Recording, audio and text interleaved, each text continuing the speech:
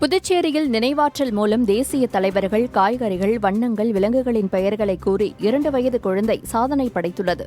புதுச்சேரி மாநிலம் வில்லியனூர் வசந்தா நகர் பகுதியைச் சேர்ந்த பாலாஜி மற்றும் பவித்ரா தம்பதியினருக்கு பிறந்த குழந்தை தேயன்ஷி.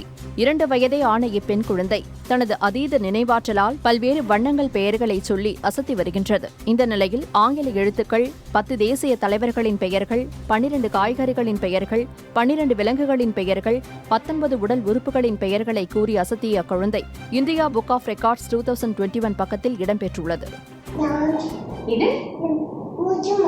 இது papaya. M for N for O for T. Green. Super. Next color ma. Blue. Blue எங்க இருக்கு? Bar. Sky blue. Ani. Monkey. Monkey எங்கம்மா?